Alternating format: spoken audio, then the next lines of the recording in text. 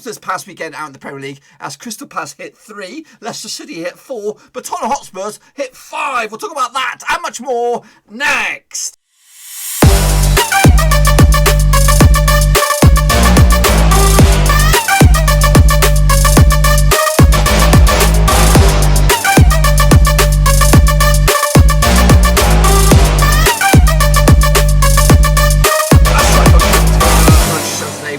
Matchday number 3 out in the Premier League, and we'll get to that in just 1 second. If you're new to the channel, smash your subscribe button, keep you bang up to date with all things Blackburn Rovers related, Premier League related, world football related. We're going to know here, boys.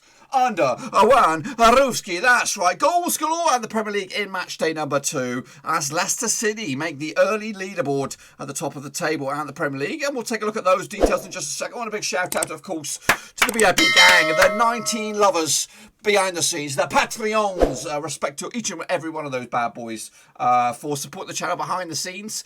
They do give me a kick at the arse when the chips are down and all that kind of jazz, so I do appreciate the support that those guys give me. If anyone else out there watching thinking, I want to support this clown on the old Patreon, check out the old description, links to my other details, social media and all that kind of jazz, including patreon.com is that in the old description down below, patreon.com/Roverseas. Check it out, boys and girls, check it out. We've got a lot to cover today, so let's get into it. Of course, taking a look at my predictions and of course your guys' predictions, and then we'll jump into the upcoming fixtures this coming weekend. So let's jump into it. My predictions will be on the left hand side, the results will be on the right hand side. So how did we all do? Well, we're going to kick it all off with Goodison.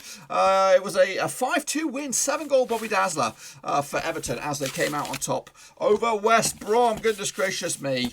There's plenty of goals to talk about in that bad boy. I'll get to them in just a second. The goals coming from Grady Dianganga over at the scoring for West Brom for the Baggies over at Everton. Then it was Dominic Calvert-Lewin who got himself a hat-trick. James Rodriguez got his first goal for the club as well.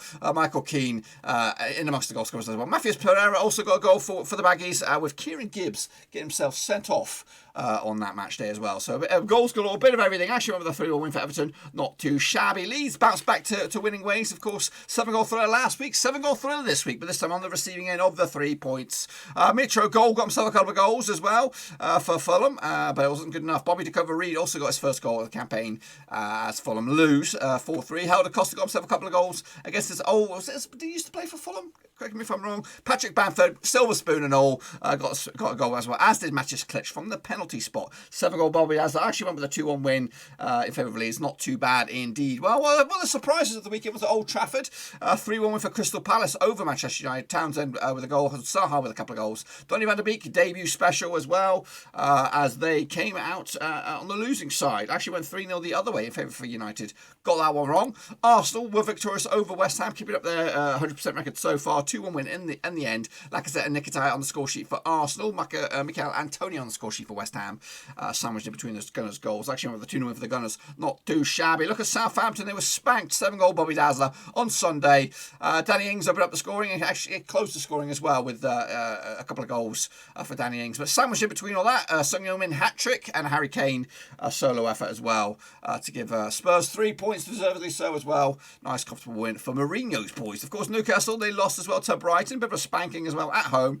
Neil Maupay with a couple of goals. Aaron Connolly as well, the youngster, on the 83rd minute. With Jesper Soma getting himself sent off late on for Brighton. Shame on him. Actually went 2-1 going the other way. Got the round amount of goals on that one. Not too bad. Liverpool showed their class a bit. Chelsea 2-0 winner, Sadio Mane with a couple of goals. Andrews Christensen getting himself sent off on that bad boy as the champions did bits as well.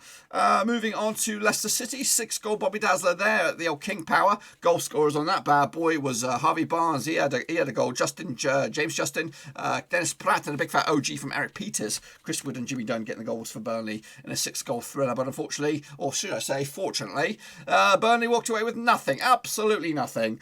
Meanwhile, into Monday's games, a couple of games there. Aston Villa 1-0 winners over Sheffield United. Enzi Konsa Ngongo, the one and only goal for Villa, with John Egan get himself sent off in the 12th minute. Sheffield United held firm there till the bitter end, but unfortunately they could not keep the 3 points. And of course, Wolves tumbled to a 3-1 loss to Manchester City. Kevin De Bruyne, Phil Foden, and Gabo Jesus, the goals, with Raul Jimenez in amongst all that for Wolverhampton Wanderers. I actually went with a 6-goal thriller myself, but not too shabby, my boys. I started off with a big fat 7. Remember that number? 7 out of a possible 10. We'll have a look at how that ranked ranks in amongst all your boys in just a second. But this is the grading criteria. In a second, I'll show you the grading criteria. But of course, Leicester City opened up. They're at the top of the table with Everton, Arsenal, Liverpool, and Crystal Palace. 2 wins out of 2. At the moment, West Brom, Southampton, and Fulham going down. Goodness gracious me. And again, we are got the Prediction League live and cooking right here on the channel. And we'll take a look at the latest standings in just a second. But I just want to remind you, you can still participate. You can still win something at the end of it. It's a marathon, not a sprint, boys. Even if you're leading outright, you've got. Are you going to be there on a cold night of Boxing Day? Who knows? Any little slip-offs by anybody? I've already seen a couple of slip-offs who haven't made it for successive weeks. So you know what? There's still plenty of opportunity for you guys to join, and of course get in amongst it. So this is grading criteria: 0 to 2, you're in the shit-face gang. 3 to 5, you're in the straight-face club. 6 plus, top banana. Don't know if these are correct, actually. It might even be 7 plus. But anyway, you're going to just have to roll with it. It's been a whirlwind weekend. 10 leagues. Trying to keep up with 10 leagues with this kind of stuff. And the Prediction League is pretty tough. But anyway, we're here. And I've gone through them. And this is the grading criteria. Madevs, excellent show. I saw you try to do a bit of an edit there. But unfortunately, too late, buddy. Too late. You did all right, though. Elgin Count, respect to you, sir, for being a Patreon. Well done. You did all right. Nathan Collins did okay. Kyle, not too shabby. If mentioned in an answer, Issa, not too shabby. Nathan Heaver did bits. He's a patron as well. Respect to you, sir. Bink 010, not bad. Joachim Johansson as well, killing it as a Patreon, not too shabby. Ollie Tor did all right. Brad Petford, not too shabby. I Hate Mania, he did okay. Ursun Ududu did all right. Hey, Judy, not too shabby. Joe, killing it because he's a La Patreon. Harrison Crane, not too shabby. Italian Stallion did bits. Gunnar Mart something, he did all right. Ahmad Soni, not too shabby. Finlay Turner Smith did bits. Costas KOK, JB72. Whoop, whoop, whoop, whoop, whoop. Respect you, sir. Top banana. Joe Turner, but it does have an edit. I don't know how late of an edit. I think he's legit. Joe Turner, not too shabby. The Aston Villa still not too bad. And Football Mapper did okay. Russell Frost, respect you, sir. Le Patreon did bits as well. Bianca Mola also killing it. Thank you. Slaven Celtic, not too bad. Kelshi Shambangu, one of the coolest names in town. Mark Chapman, not too shabby. Chaylar did okay. Jordan Conkle, not bad. Dean Keeley did also pretty okay. Mr. Matt Russ did all right. BA Soccer Fan, okay. Jack wins. There he is. Patreon. Showing his stuff. Andrew Walters did poop. Nicholas Sarcasso, he did all right. Eddie McWashington did all right. Andrew H did all right. Mike Gallagher did bits. Mitchell Shone, I don't know why I'm clapping you, but you did okay. Cody Cahoe, whoop, whoop, whoop, whoop. Killing it, sir. Killing it indeed. Neil Gallagher did all right. Zen Arno, not too shabby. Art Seltzer, Kevin Matthews, and Callum Bresselswaif did all right. And Liam Martin, also not too shabby. Richard Dawson did bits. Victor Hung, not too shabby. Mr. Shea did all right. Omar Esquivel, the Mexican kingpin, he did okay. Ivo Ivanov, not too shabby. Bossio Mata did okay. Okay did okay. Yosef Mahmoud did not too shabby. We are QBR, he did all right. Alex Weller, not bad indeed. Victor Fisher, he's in the mix. Afdel Hassan, not too shabby. Luka Kujicevic, Sylvester Endurance, and Football Predictions, they did bits. Oh, Magic Monday, not too shabby. Shepherd, respect you, sir. Thank you for the Patreon, of course. Parker 93.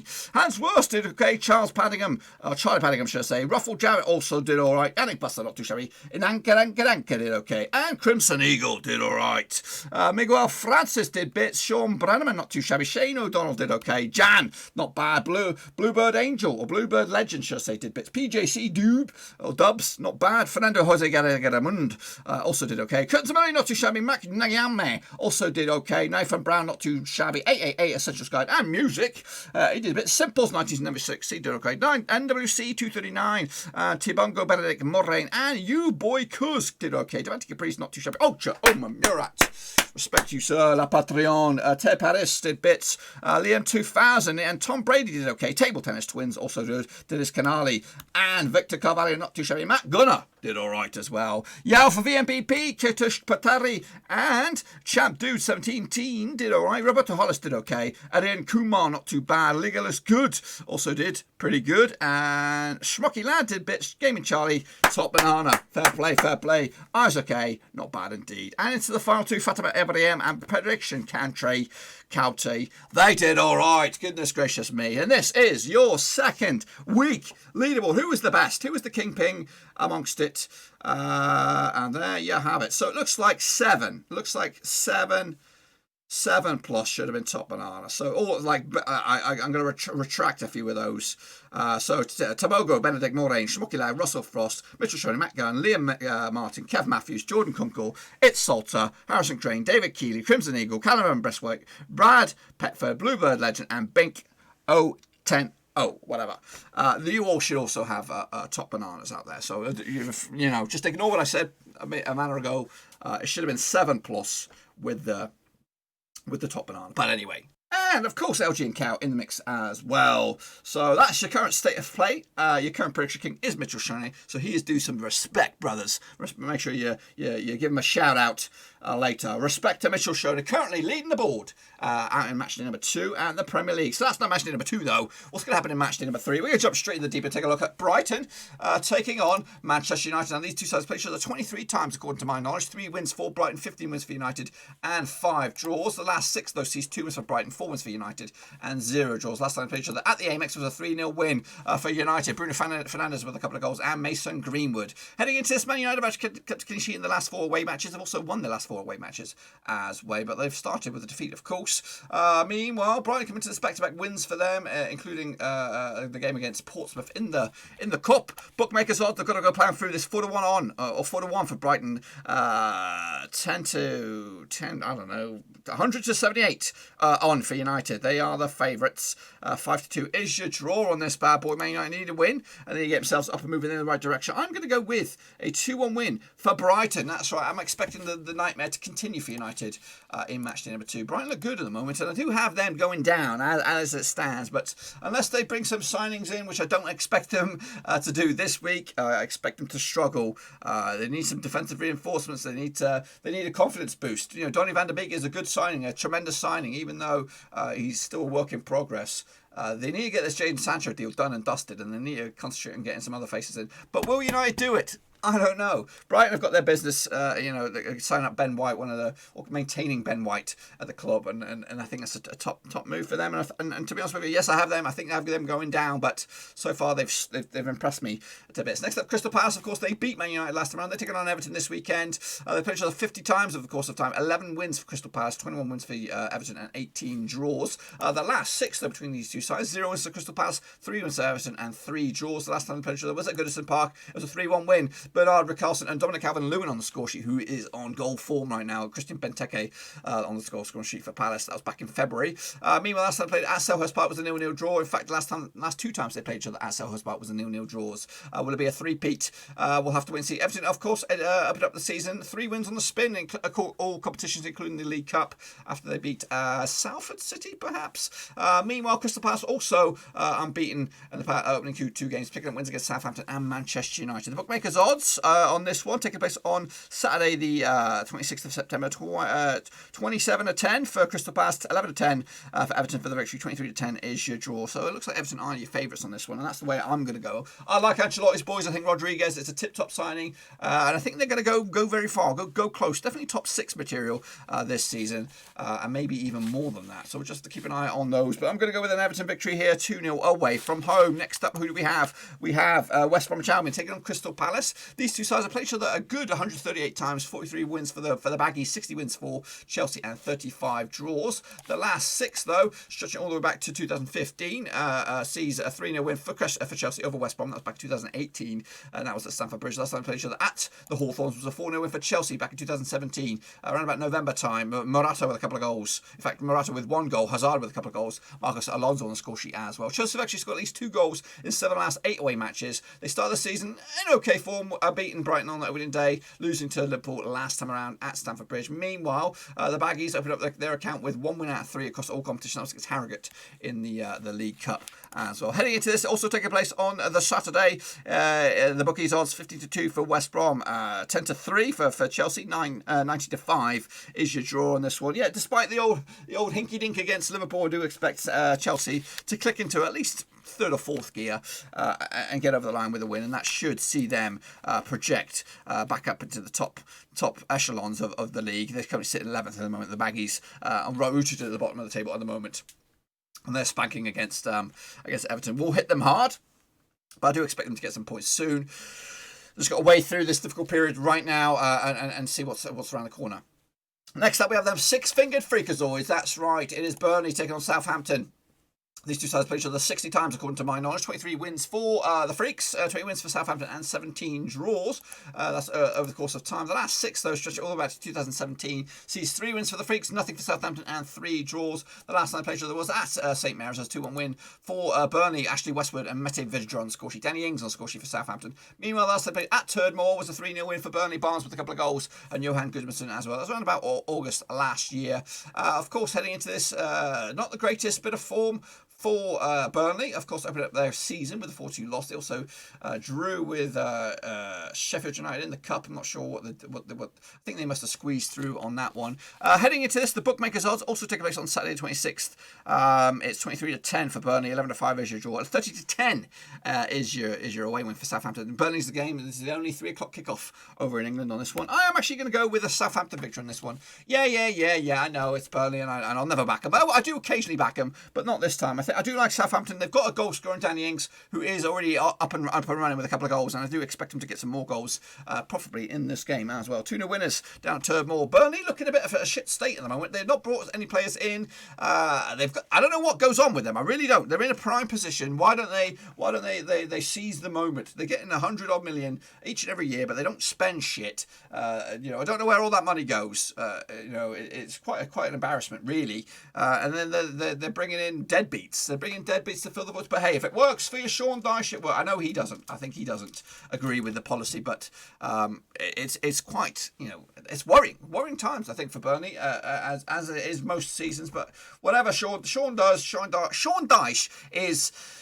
He just works magic. He works magic for them six-fingered freakazoids, and without them, they'd be buggered. They'd be absolutely buggered. And one of these days, he will see the light and he'll piss off because he's being milked here. He's been milked dry. He's not given the resources, not given the funds to really turn Burnley into a better side than they are. And he's just scrambling with what he's got. Anyway, enough about my rant. Moving on to Sheffield United taking on Leeds. It's a Yorkshire affair. This one taking place on Sunday, 27th.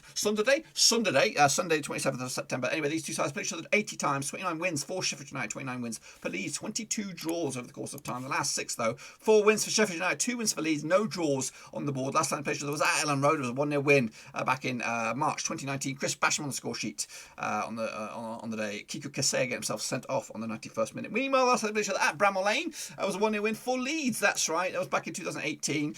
Pablo Hernandez on the score sheet. Sheffield United actually lost their last 5 matches in the Premier League. It's worrying times for them at the moment. Their last win was a friendly. Doesn't really count, though, does it? These, though, back-to-back 7-goal thrillers. Will there be a third this coming weekend? We'll have to wait and see. The bookies odds 7-4 for Sheffield United, 8-5 for Leeds. Very tight odds there. 23-10 is your draw. Of course, Leeds in mid-table at the moment. Nice spot, 10 for them. Up and running with the first victory. I don't see it this weekend. I see a draw. I think Sheffield United will bounce back to some regard and get themselves a point on this one. Next up, we have Spurs. Of course, heavy hitters last weekend with 5. Taking on Newcastle this coming weekend, who are heavy losers last time around. These two sides played each other 162 times, according to my knowledge. 71 wins for Spurs, 59 wins for Newcastle, and 33 draws. The last 6, though, 5 wins for Spurs, 1 win for Newcastle. Last time played each other was at St James's Park. It was around about July. It was in lockdown. 3-1 win for Spurs. Sung Min with a goal and Harry Kane with a couple as well. Matt Ritchie on the score sheet for Newcastle as well. The last time they played each other at Tottenham's Fancy Pants Stadium was a 1-0 win for Newcastle. And it was a rare opportunity. It was like rocking horse shit. It's Joe Linton scoring for Newcastle. Heading into this, though, the bookmakers' odds, we'll see 9-4 on for Spurs. 17-5 is your draw. 32 is your away win. Spurs sitting in amongst it as well. 1 win, 1 draw so far. A bit of inconsistency there. Hopefully getting to themselves back-to-back wins. I'm going with a 3-0 win for Spurs. Mourinho's boys look good. They're going to bring back Gareth Bale, and I think he's a good month away from first team action. But the confidence and the morale must be shooting through the roof after old boy, one of their own, is coming back. Gareth Bale to pull on the jersey. He won't be there this weekend, but just his presence will give a good old boost for the players, for the whole vibe around the place. Anyway, moving forward, we have Manchester City taking on Leicester City, 2 Premier League champions, former Premier League champions duking it out. These two sides played each other 121 times, according to my knowledge. 59 wins for City, 31 wins for Leicester City, and 31 draws as well. The last 6, though, between these two sides, stretching all the way back to 2018, sees 4 wins for Manchester City, 1 win for Leicester City, and 1 draw. The last time they played each other, it was at the King Power Stadium in February. It was a 1-0 win for Manchester City. Gabriel Jesus on on the score sheet. Last time they played each other at the Etihad was a 3-1 win for Manchester City as well. Gabriel Jesus on the score sheet as well. Good Dongren from the penalty spot, and Ryan Mahrez as well. Jamie Vardy with the 1-0 goal for Leicester City. Heading into this, City have actually scored at least 2 goals in the last 11 matches at home. They also won their last 7 matches at home as well, and I fancy their chances to do just that this coming weekend. 10-3 on Manchester City, red hot favourites. 92 is your draw. 9-1 is your long shots. That is Leicester City, of course. Both of these two sides, or at least, well, they're both of these two sides unbeaten. Of course, Manchester City only won once so far, played once, but Leicester City seen top of the table at the moment, and a win here will actually put a bit of a statement down, I think. But I don't see it. I see a comfortable win. I do see a Gabriel Jesus on the score sheet on this one as well. 4-1 win over Leicester in the end. Next up we have West Ham United taking on Wolves, the battle of the W's. These two sides played each other 65 times, according to my knowledge. 29 wins for West Ham, 22 wins for Wolves, and 14 draws. The last 6 between these two sides sees 2 wins for West Ham, 4 wins for the Wolves, 0 draws. Last time I played each other was at the London Stadium. It was a 2-0 win for Wolves. Jimenez and Pedro Neto on the score sheet on that occasion. That was back in lockdown as well. Meanwhile, heading into this, Wolves back-to-back defeats for them as they lost to Stoke in the Cup. They did open up the account with a win over Sheffield United. Meanwhile, West Ham, 1 win and 3 for them, and that was in the Cup as well against Charlton. They're still in it though. They're still in the mix. Bookies odds on this one, 23-10 for West Ham, 23-10 is your 5-4 is your away win. I think Wolves are favourites on this, but yeah, it's going to be tight. It's very, very tight. If it was at Molineux, I probably would go with Wolves, but I'm going to go with Wolves anyway. I'm going to go with a 2-0 win away from home for Wolves against a shady looking West Ham at the moment. Next up, Fulham taking on Aston Villa. A couple of seasons ago, this would have been in the Championship. These two sides locking horns for the 69th time. The previous 68, 25 wins for Villa. 25 wins for Fulham, 21 wins for Villa, and 22 draws. The last 6 though between these two sides sees 4 wins for Fulham, 2 wins for Villa, and no draws. Last time played at Craven Cottage was in the FA Cup. It was a 2-1 win for Fulham. Knockout and Ariata on the score sheet for Fulham. El Hazi on the score sheet for Villa. Last time played each other in league action was at Villa Park. It was a 1-0 win for Fulham, and the last time played each other in league action in Craven Cottage was a 2-0 win for Fulham as well. Heading into this, Fulham have actually lost their last 4 matches in the Premier League, and they've also conceded at least 3 goals in the last 3 matches as well. Villa have opened up their count pretty tip-top at the moment. 2 wins out of 2 across all competitions. That was in the Cup against Burton. Fulham also opened up their account with 1 win out of 3, and that was in the Cup as well against Ipswich. Bookmakers odds on this one, I'll tell you, it takes place on Monday the 28th of September, 50-8 for Fulham, 21-10, and 30-8 is for Aston Villa. I'm going with the Villa one on this one. I think they're going to be okay this season. I'm not saying they're going to go for barnstorming up the league. I think they're going to be lower mid-table, but that'll be for them in tip-top shape. But of course, the game of the weekend will be on Monday as well. It'll be Liverpool up against Arsenal, of course, the champions taking on the former champions. 230 times these two sides play each other, according to my knowledge. 88 wins for Liverpool, with 79 wins for Arsenal, and 64 draws. The last 6, though, sees 2 wins for Liverpool, 1 win for Arsenal, and 3 draws, including a draw last time around in the Charity Shield, which was eventually won by Arsenal. It was 1-1 draw over at Wembley. Last time played each other in the league was at the Emirates. It was a 2-1 win for Arsenal. However, the last time played each other at Anfield was a 5-goal thriller, a 10-goal thriller, 5 apiece. Goodness gracious me. The last time they played each other at Anfield, though, was a 3-1 win for Liverpool. That's the stat that you want. It was back in August, back in last calendar year, 2019. Liverpool 3-1 winners. Matip, Salah with a couple of goals. Lucas Torreira as well. Liverpool actually won 26 of the last 27 home matches in the Premier League. They've also scored at least 2 goals in 25 of the last 27 matches as well. Arsenal won their last 3 matches in the Premier League as well. These two teams couldn't be pumped, couldn't be in better form, locking horns as well. 2-1 on Liverpool are your favourite. 7-2 is your draw. 11-2 is your away win. Can Liverpool open up their account and make it 3 wins on the spin, or will it be good at Arsenal? I'm going with a Liverpool win on this one. 3-1 win in the end to give Liverpool the upper hand out in the Premier League. And that, my friends, is what I think will happen in match day number 3 in the Premier League. And this is what the table would look like. If I'm right, it will be a Merseyside double bubble at the top of the table. Everton and Liverpool lead the way. Spurs, Manchester City and Leicester City make up the Power 5, boys and girls. Down the foot of the table with West Brom, West Ham and Fulham going down. Burnley also in the thick of things, as are Manchester United as well. That's just my pickaroonies. Again, be sure to get your predictions in nice and early for the old prediction league, and I'll see where you are in match day number 3, the old leaderboard, when that comes around. But that's it, my friends. Hopefully you enjoyed the video. If you did, smash that thumbs up. But if you're new, bang your subscribe button as well. Keep your bang up to date with all things Blackburn Rovers related, Premier League related, world football related. We're all here under one Rooski. And if you want to go that extra mile and support the channel in another way, there is, of course, patreon.com/Roverseas. There is details or a link to it in the old description. Should also be on the screen there. It's a way for you to support the channel behind the scenes, becoming an executive VIP producer for the show or the shows, and you've just become a brother or sister for life. Respect you all, of course. Who's going to be coming out top? Will we see plenty more goals just like we did this past weekend, or will it be a drab affair? I don't think so. I think there's going to see loads of goals, loads of drama. Anyway, I'll see you all very soon. Stay safe out there. Be mask up and all that kind of jazz, and I'll see you all on the other side.